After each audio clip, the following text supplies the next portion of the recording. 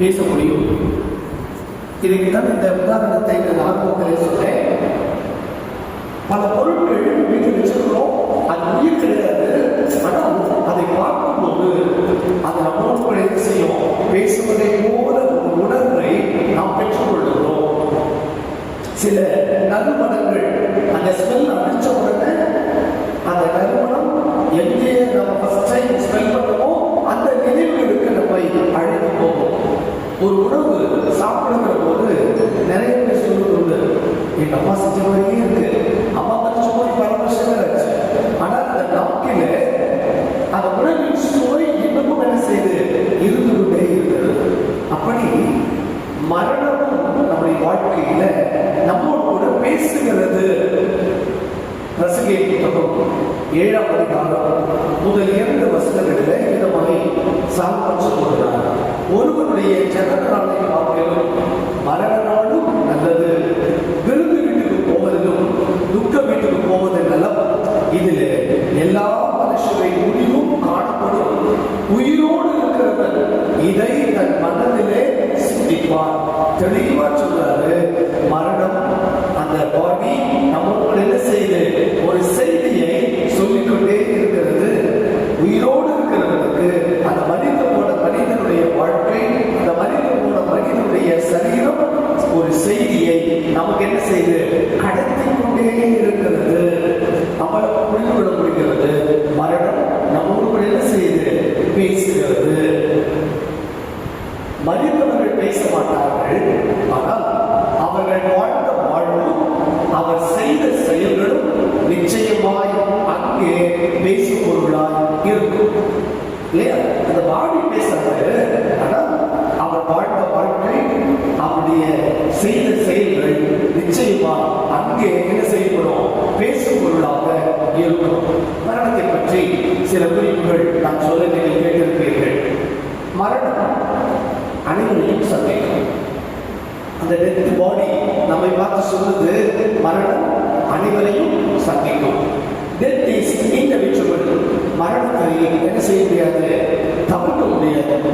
மூன்றாவது, death is irreversible. மரணத்தை எனக்கு வேண்டாம், நீ அந்த மரணத்தை எடுத்துக்கோ, மாற்ற முடியாது. Death will not be postponed.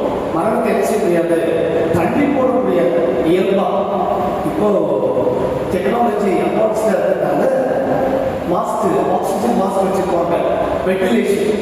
அந்த வென்டிலேட்டரை எடுத்துட்டா உயிர் போயிடும், அவ்வளவுதான். செயற்கையா அந்த உயிர்கிற மாதிரி ஒரு தோற்றத்தை கொடுத்துருப்பாங்க. அந்த வென்டிலேட்டர் எடுத்தாச்சுன்னா பாடி போயிடும். Death has no partiality.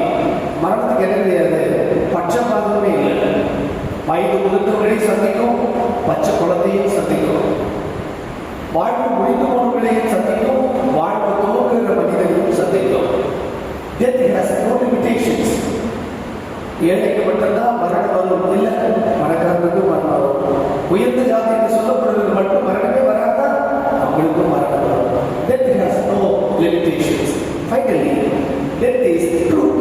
மரணம் என்பது உண்மை, அது கிடையாது, பொய் கிடையாது. மரணம் என்பது உண்மை. அப்ப அந்த மரணம் பல செய்திகளை நமக்கு சொல்லுகிறது. The death conveys that one day it will happen to you. மரித்து போன சரீரம் எனக்கு சொல்லுகிற செய்தி, நீயும் ஒரு நாள் மரணத்தை என்ன செய்வார், சந்திப்பார். இன்னும் தெளிவாக சொல்றதால, today me, tomorrow you, it will meet you definitely. இன்றைக்கு நான், நாளைக்கு நீ, நிச்சயமாக நம்ம என்ன செய்வோம், சந்திப்போம். அந்த பாடி உங்களுக்கு சொல்லுகிற ஒரு மிக முக்கியமான செய்தி, நான் மிகப்பெரிய செல்வத்தை, ஏராளமான சொத்து, ஏராளமான வயல், ஏராளமான கார், மகளா, everything I had. ஆனால் nothing is coming along with me. எதுவுமே கூட என்ன செய்ய போறதில்லை, வரப்போறதே இல்லை. எதுவுமே கூட என்ன செய்யாது, வராது. அடுத்து, the death conveys that whatever is precious in sight of me will be pulled out of me. என்னுடைய வாழ்க்கையிலே நான் உயிரோடு இருக்கும்போது எதையெல்லாம் விலைமதிப்பானது என்று சொல்லி நான் கருதுனேனோ அதை எல்லாவற்றையும் என் சரீரத்தில் என்ன செய்வாங்க, உருவி எடுத்துட்டு யோகு சொல்வது போல நிர்வாணியாய்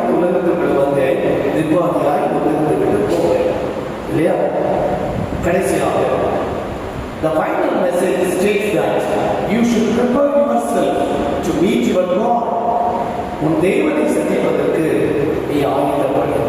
எந்த நேரத்தில் வேணாலும் மனிதனுக்கு மரணம் சம்பவிக்கலாம்.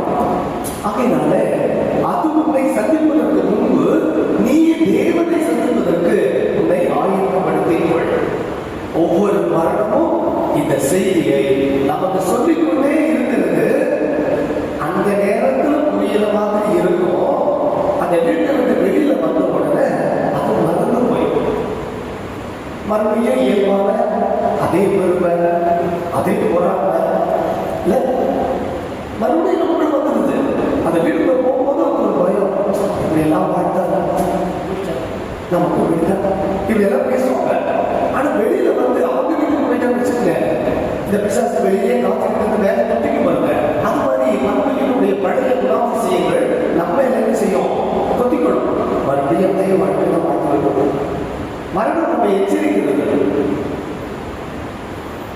சரி, இந்த ஆபேலின் மரணத்தை பற்றி திருமலை என்ன சொல்கிறது? ஏன் ஆண்டவர் அவன் மறிந்தும் இன்னும் பேசுகிறான்? அவனுடைய மரணம் இன்றைக்கும் நம்ம கூட என்ன செய்து பேசிக்கொண்டே இருக்கிறது. என்ன செய்தி? ஏன் ஆண்டவர் அதை சொல்லுகிறார்? 2 பசங்க பிறகுறாங்க, ஆதமுக்கும் ஏவாளுக்கும். மூத்தவர் காயின், 2வது ஆபேல். 2 பேரும் 2 விதமான தொழில்களை செய்கிறார்கள். காயின் நிலத்தை பயிரிடுகிறாய் இருக்கிறார், ஆபேல் மந்தையை மேய்க்கிறவனாக இருக்கிறார். 2 பேருக்கும் ஒரு குறிப்பிட்ட காலத்தில் விளைச்சல் கிடைக்கிறது. இவனுக்கு நிலத்தில் விளைச்சல் கிடைக்கிறது. ஆபேலுக்கு தன் மந்தையில் ஆசீர்வாதத்தை பெற்றுக் கொள்கிறார். 2 பேரும் ஆண்டவருக்கு காணிக்கை கொண்டு வருகிறார்கள். காயின் தன் நிலத்தின் விளைச்சலிலே ஒரு பகுதியை எடுக்கிறார். வசனம் சொல்லுகிறது, காயின் நிலத்தின் கனிகளை கர்த்தருக்கு காணிக்கையாக கொண்டு வந்தார். பிளைனா முடிச்சிட்டார். நிலத்தின் கனிகளை ஆண்டவருக்கு கொண்டு வந்தார். ஆனால் ஆபேலை பற்றி ஆண்டவர் சொல்லும்போது, ஆபேல் தன் மந்தையின் தலையீற்றுகளிலும் அவைகளில் கொடுமையானவைகளிலும் சிலவற்றை கொண்டு வந்தார். அவர் கடவுளுக்கு 2 பேர் தான் கொடுத்திருக்காங்க. ஆனால் ஒருத்தருடைய காணிக்கை கடவுளுடைய கிருபையை நினைத்து, ஆசீர்வாதத்தை நினைத்து, கர்த்தர் பாராட்டின நன்மையை நினைத்து நினைவு கூர்ந்து கர்த்தருக்கு கொண்டு வருகிறார். இந்த காணிக்கையை நான் எப்படி பார்க்கிறேன்? தேவனுக்கு எப்படி கொடுக்க வேண்டும் என்பதை நமக்கு கற்றுக் கொடுத்த முதல் மனிதன் ஆபேல். கடவுளுக்கு காணிக்கணும், எதையாவது கொடுக்கணும் அப்படின்னு இல்லை. என் வாழ்க்கையில எது முதன்மையானதோ, எது மேன்மையானதோ, எதை அறிந்து தெரிந்து அனுபவத்தோடு தன்னுடைய சமூகத்திலே நான் கொண்டு வந்து கொடுக்க அழைக்கப்படுகிறேன். தேவனுக்கு எப்படி கொடுக்க வேண்டும் என்று கற்றுக் கொடுத்த முதல் மனிதன் ஆபேல். 2வது, Abel has shown a significant difference through his attitude and his offering. தன்னுடைய மனப்பான்மையை தன் காணிக்கை மூலம் ஆபேல் வெளிப்படுத்தி காயினுக்கும் ஆபேலுக்கும் உள்ள வித்தியாசத்தை நமக்கு காட்டுகிறார். காணிக்கை கொடுப்பதில் காணிக்கையுடைய அளவு அல்ல, காணிக்கை கொடுப்பதிலே மனப்பான்மை, the attitude behind the offering. காணிக்கை கொடுக்கும்போது நம்முடைய மனப்பான்மை. 3வது, வேதாகமத்தில் அவன் நீதிமான் என்று சொல்லி கடவுளாலே பெயர் சூட்டப்பட்ட முதல் மனிதன் ஆபேல். இல்லையா? ஆபேல் தன் காணிக்கை கொடுத்தான். ஆகவே ஆபேலை பற்றி எபிரேயர் 11ஆம் அதிகாரம் 4 வசனத்தில் வாசிக்கிறோம், அவன் நீதிமான். ஆபேல் யாரு? நீதிமான். அடுத்து ஆபேலுடைய காணிக்கை பற்றி ஏன் ஆண்டவர் பேசுகிறார்? தேவனால் அங்கீகரிக்கப்பட்ட தகுதியுள்ள முதல் காணிக்கை ஆபேலின் காணிக்கை. உலகத்துல கடவுள் ஏற்றுக்கொண்ட அங்கீகரித்த முதல் காணிக்கை ஆபேலுடைய காணிக்கையாக இருக்கிறது. ஆகவே ஆபேலுடைய காணிக்கை பற்றி ஆபேலுடைய காலத்தில் பல 1000 நூற்றாண்டுகளுக்கு பிறகு வந்த எபிரேயரின் ஆட்சியும் ஆவியானவரின் மூலமாய் கடவுள் எப்படி ஆபேலை நடப்படுத்தினார், எப்படி மேன்மைப்படுத்தினார் என்ற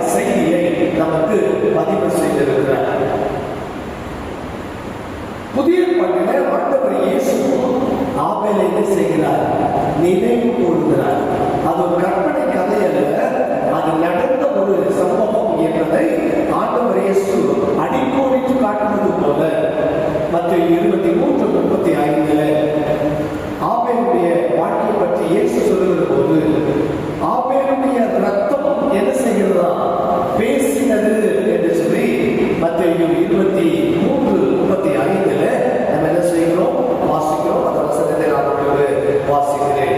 நீதிமானாகிய ஆபேலின் ரத்தம் முதல் தேவாலயத்துக்கும் பலிபீடத்தின் நடுவே கற்பனை செய்த பாபியாவின் குமாரனாகிய சகரியாவின் ரத்தம் வரைக்கும் ஆண்டவர் இயேசு ஆபேலை நினைவு கூறுகிறார். சரி, ஆபேலுக்கும் காயினுக்கும் இடையே வித்தியாசம். ஏன் ஆபேல் அவருடைய மரணம் இன்றைக்கும் பேசப்படுகிற ஒன்றாக இருக்கிறது? மரணத்திற்கு பிந்தைய வாழ்வுக்கு முதல் சான்றாக திகழ்ந்தவர் ஆபேல் தேவனால் நினைவு கூறப்பட்டார். ஆனால் ஆபேலை கொலை செய்ய திட்டமிட்டதற்காக கடவுள் காயினை என்ன செய்கிறார்? கண்டிக்கிறார். ஆபேலை நீதிமான் என்று உயர்த்துகிறார், காயினை ஆண்டவர் கண்டிக்கிறார். ஆபேல் ஒரு நீதிமானாக போற்றப்படுகிறார். Abel was venerated as righteous. Cain became the first murderer in the world. உலகத்தில் தப்பு செய்ததை மறைத்தவர்கள் ஆபேல் காயினுடைய பெற்றோர் ஆதாமும் ஏவாளும். உலகினுடைய முதல் கொலைகாரனாக மாறினவர் காயின். அப்ப ஆபேலும் காயினுக்கு வித்தியாசம். ஆபேல் நீதிமானாக மாற்றப்படுகிறார், காயின் உலகின் முதல் கொலைகாரனாக மாறி போகிறார். ஆபேலுடைய வாழ்க்கையும் அவருடைய சாட்சியும் அவரை உயர்த்தியது. ஆனால் காயின் ஏதேன் தோட்டத்துக்கு வெளியில கடவுளாலே தண்டிக்கப்பட்ட முதல் மனிதன். ஆதாம் ஏவாளையும் ஏதேன் தோட்டத்திலேயே ஆண்டவர் தண்டிச்சிட்டார். ஏதேன் தோட்டத்திலிருந்து துரத்தப்பட்டதற்கு பிறகு கடவுளாலே கண்டிக்கப்பட்ட தண்டிக்கப்பட்ட முதல் மனிதன் யார்? காயின். அடுத்து ஆபேலின் வாழ்க்கை நாம் பின்பற்றுவதற்கு முன்மாதிரியான வாழ்க்கையாய் திகழ்கிறது. Abel's life is a model for us to follow. வாழ்ந்த ஆபேலை போல வாழணும் என்ற செய்தியை அந்த மரணம், அவருடைய வாழ்க்கை, அவருடைய காணிக்கை நமக்கு கற்றுக் கொடுக்கிறது. காயினின் வாழ்க்கை நமக்கு ஒரு எச்சரிக்கையாக அமைந்திருக்கிறது. நீ இப்படி ஒரு வாழ்க்கை என்ன செய்யறாங்க? வாழுங்க. இப்படி இந்த மரணம் நம்மை நம்மளோடு பேசுகிறது. அவர் மறிந்தும் இன்னும் பேசுகிறார் என்கின்ற இந்த வார்த்தையை ஆபேலுடைய வாழ்க்கையிலிருந்து ஒவ்வொரு நிலையிலும் நம்ம என்ன செய்கிறோம்? கற்றுக்கொண்டே வருகிறோம். ஆபேல் என்கிற அந்த பெயருக்கு என்ன அர்த்தம் தெரியுமா? சுவாசம் என்ற அர்த்தம், பிரீத் என்ற அர்த்தம். எப்படி ஆதாம் பெயர் வைத்தார்கள் தெரியல. ஆதாம் என்றால் அதவா என்றால் மண் என்ற அர்த்தம். மண்ணிலிருந்து நான் எடுக்கப்பட்டேன். எனக்கு கடவுள் பிள்ளைகளை கொடுத்தார். கடவுள் எனக்குள்ளே ஊதின அந்த சுவாசம் இப்பொழுது என் மகனுக்குள்ளே அந்த சுவாசம் இயங்கிக் கொண்டிருக்கிறது. என்னை தோட்டத்தை விட்டு ஆண்டவர் விரட்டினார். ஆனால் அந்த இறக்கம் என்னை விட்டு என்ன செய்யல? நீங்கி போகல. என்னுடைய மகனின் வடிவில, என்னுடைய மகன்களின் வடிவத்தில கடவுளுடைய பேரிரக்கத்தை நான் பார்க்கிறேன். கடவுளுடைய ஆவி எனக்குள்ளே இருப்பதை போலவே என் மகனுக்குள்ளும் அந்த ஆவி இருக்கிறது. அப்படித்தானே வாசிக்கிறோம். தேவன் பூமியின் மண்ணினாலே ஆதாமை உருவாக்கி தம்முடைய சுவாசத்தை அவன் ஆசையில ஊதினார். மனிதன் ஜீவாத்மாவானார். இந்த அனுபவத்தில் இருந்துதான் ஆதாம் தன் மகனாகிய ஆபேலுக்கு ஆபேல் சுவாசம் என்று பெயர் வைக்கிறார். அப்ப கர்த்தருடைய சுவாசம் ஒரு மனிதனுக்குள்ளே இருக்கும்போது கர்த்தர் என்னோடு கூட வாழ்ந்து கொண்டிருக்கிறார் என்பது பிரசனம் என்னோடு கூட இருக்கிறது என்பது பொருள். அவருடைய சுவாசத்தினாலே நான் வாழ்ந்து கொண்டிருக்கிறேன் என்பது பொருள். மனித வாழ்க்கை இயங்குவதற்கு அடித்தளமாக இருப்பது ஆக்சிஜன், சுவாசம் இல்லையா? என்னைக்கு இந்த சுவாசம் நின்று போகிறதோ அன்றைக்கே அந்த மனிதன் என்ன ஆகுறார்? மனித்து போகிறார் இல்லையா? சில இடங்களுக்கு போகும்போது ஆக்சிஜன் லெவல் குறைவாக இருக்கும்.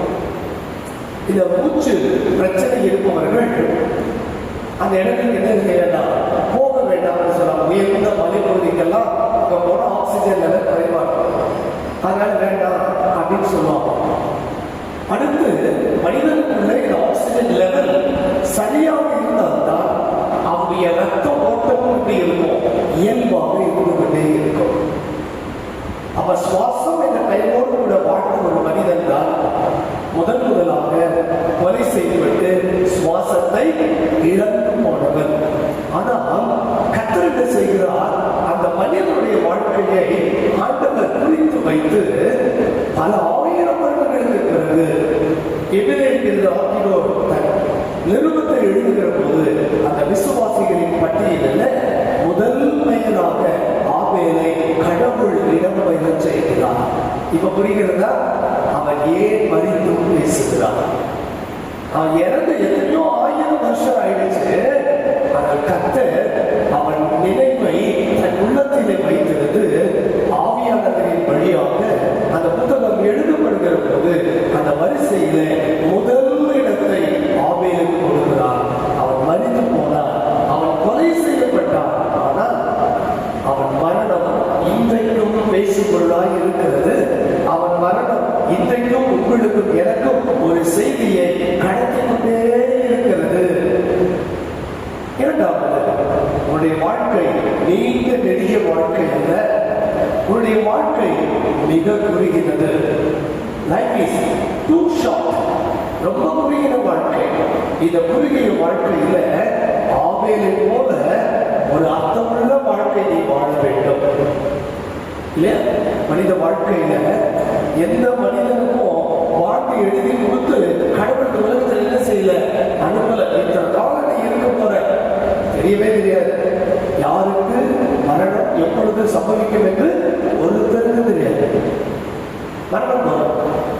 ஆனால் அந்த மரணம் அதை சந்திப்பதற்குள்ளே ஒரு அர்த்தமுள்ள ஒரு வாழ்க்கை வாழ நாம் அழைக்கப்படுகிறோம்.